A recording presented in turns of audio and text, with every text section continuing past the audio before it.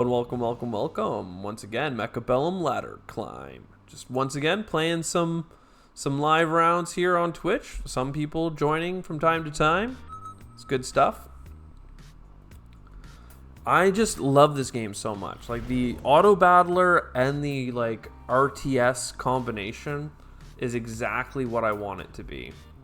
Now, sledgehammer tanks, I usually hate them because they are so slow, but with a speed specialist and fangs, these are two of the slowest units in the game that are made much more viable by the addition of the speed specialist, right? So we're talking about literally having like 7 meters per second and 6 meters per second, and then that basically gets plus 50%. They have tanks. So maybe we just stack behind our units here. Maybe we offset. It's hard to say. I want to be able to shoot out these crawlers basically as soon as they come into range. I might just do something standard here. And because I have speed, it means that the fangs can be much more viable in the future as well. His tanks are currently countering my tanks. Or not countering my tanks. His tanks currently counter fangs, but I think we'll just buy more tanks in the future. He bought more tanks, which again is good. That means that he's probably going to win. But then I'm going to get more stuff. All right, rundown on this game. Every round we get some money. We can buy units and then they auto battle, which is what you're seeing right now. We fight each other. There are some towers. You don't win by destroying the towers, but if you do blow them up, it gives the opponents a big temporary debuff. They take more damage. They get very slow. They do a lot less damage, right? Then, once you put down units for that round, they're locked in for all future rounds, and then you keep purchasing and adding units to the battlefield to continuously, kind of counter what the opponents are doing. There's a lot of flexibility I'm just going to go for deployment specialist because it's my favorite. There's a lot of flexibility in what you do just by which units you unlock. And then within those units, they also have technology that if you purchase applies to all of them. So really, a lot of powerful things. I'd like to get more tanks as I discussed. They have a lot of big sledgehammer tanks coming through. What I'm going to do to counter them is unlock the marksman, which is basically a big sniper. I've got 3 deployments per round instead of 2. And yeah, I'm just going to put them behind my front line so they hide and hopefully take really good pot shots at the enemy tanks. They got arc lights, which are similar role to the tanks, just a bigger AoE to blow up my squads. But hopefully putting the tanks in front means that we're going to tank a lot of that AoE on the tanks. And then my kind of infantry fangs run forward and stop us from getting overwhelmed. I'm hoping. Doesn't seem to be working on this flank, unfortunately. But yeah, it's a super fun concept. It's super well done. I always introduce it as I used to love playing StarCraft mods, Desert Strike, Nexus War, and a bunch of other ones where you just built structures and then there was an auto battler that spawned units based on your decisions. This is that taken to a logical extreme in a way that I just find so appealing. Extended range steel balls are actually really good anti-tank technology, especially since our opponent is getting rhinos and arc lights. So once again, I think we pivot. We're both, for the record, both sides are offered the same 4 cards. So I'm going to pick this one here. I'm going to go steel balls, and we're going to put 2 steel balls. I'm kind of thinking he might deploy his rhino behind me to blow up my my base. So I'm going to put these steel balls pretty far back so they arrive to the fight after the fact. And we'll get another sniper. There's certain things I can do as well in terms of getting $200 extra this round at the sacrifice of 300 in the next round. I can pay money to get an extra unit every round. I already got a leader that allows me to do that. He did too. More units on the field is generally more better. He's got a level 3 sledgehammer tank. That's not something I can deal with. It's got so much health. Oh my god, and there's 5 of them, right?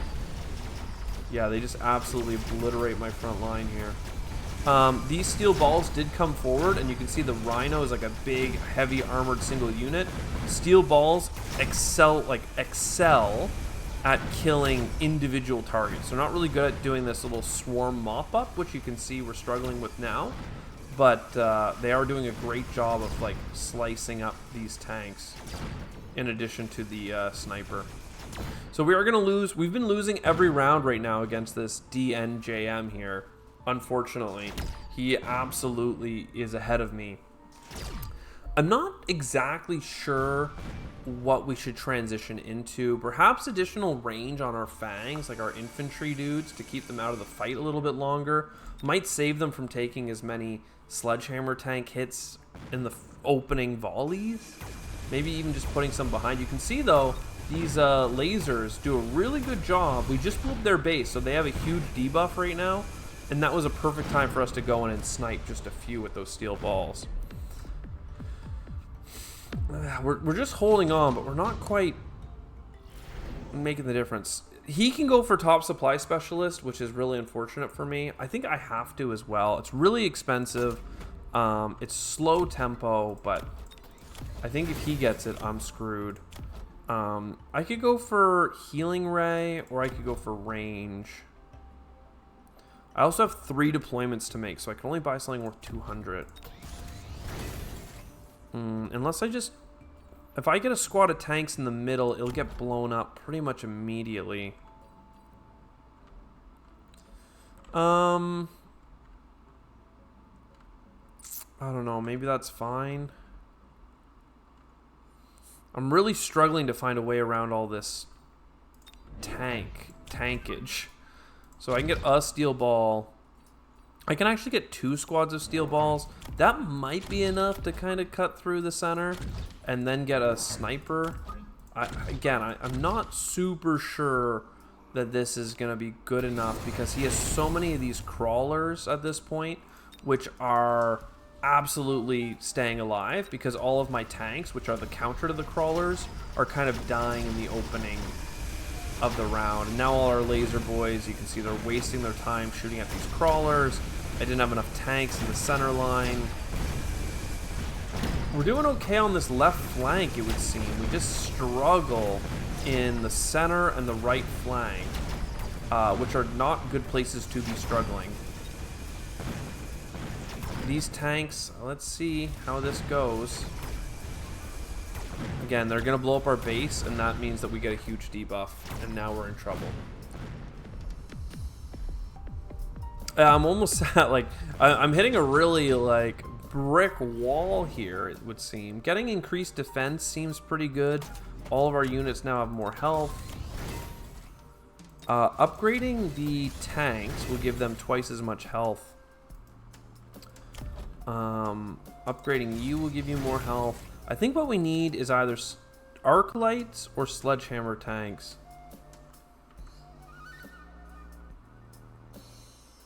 I think the arc lights would be a good pickup at this point.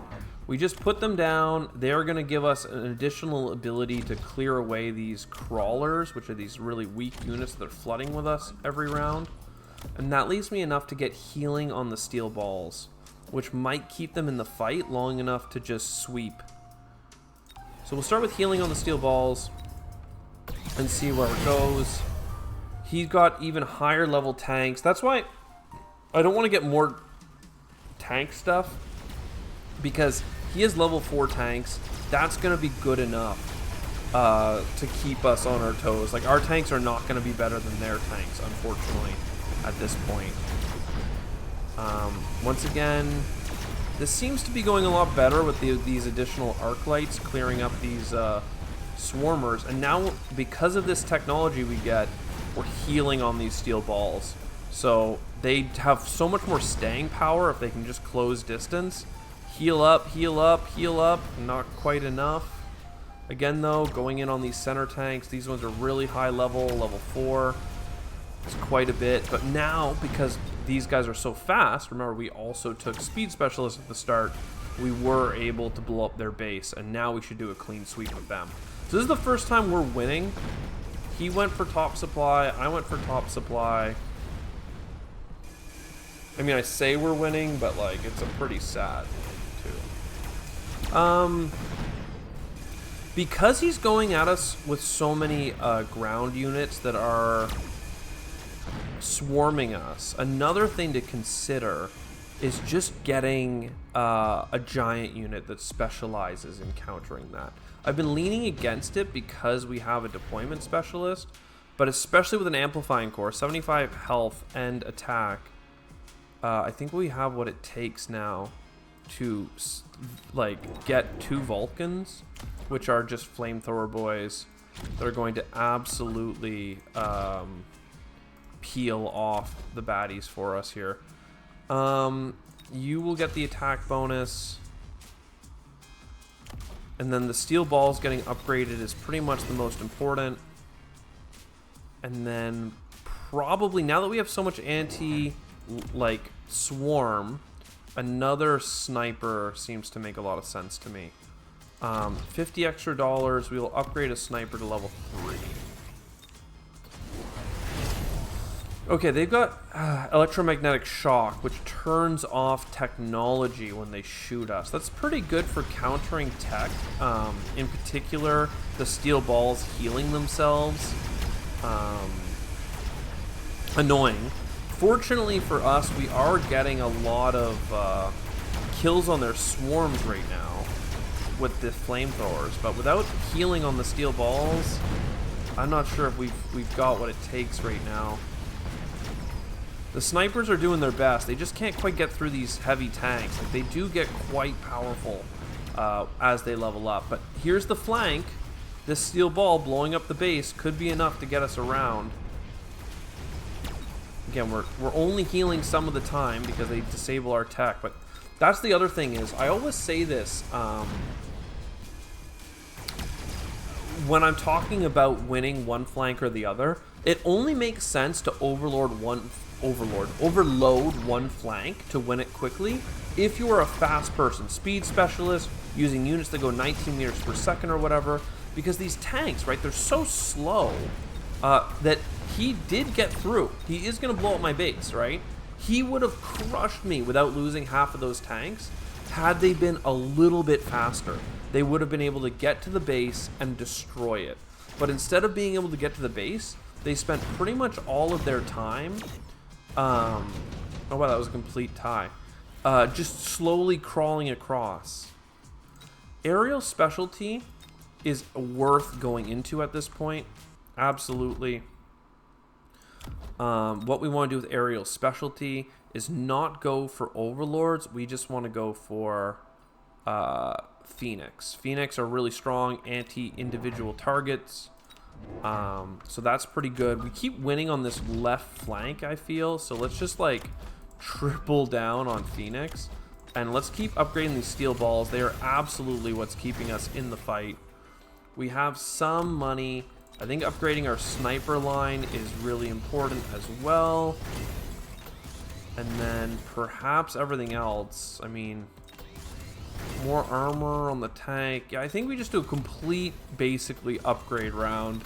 Get everyone up to the next tier. And 3 squads of Phoenix. He's going to be taking less damage. He did get some marksmen with extended range. That's going to be nasty. And he bought a missile, a one-time purchase. What's the round structure benefit? So every time you win or lose a round, depending on how much you have left standing, you deal damage to like the health pool of your opponent. So generally, it's pretty advisable. I really need to get a healing on here, it would seem. And another one here. Uh-oh, this is not good. You want to win big and kill the enemy to knock them out of the game faster, basically. But also, like I said, blowing up this gives you an advantage in that battle. So there's a lot of things that are good. Generally, it's just you want to win the round. Winning the round is how you ultimately win the game because you deal damage. But you can absolutely, in this game, lose all your first rounds in a row, go all the way down to basically 1 HP left, and then if you win them all in a row, then you're good. You're in it. I don't know what I'm gonna do here, man. I am really in a bad way. I guess we go Ion Blast, and perhaps if we like start it here and go kind of forward like this, we might kill that sniper line. I think I need a Helion squad here because they do come forward. They're disabling tech, so buying tech is not a worthwhile endeavor unless it's for the Phoenix.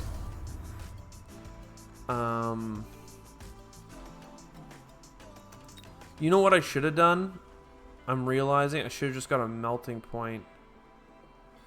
Well, that or even a hacker. A melting point is super strong against individual targets. I guess at that point, though, you just get more steel balls.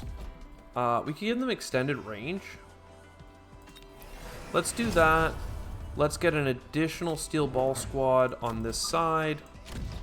And perhaps this side seems to be the one where we're dying. So maybe another arc light just for some more low health unit peel. Let's see what happens. They did a laser. We did a laser.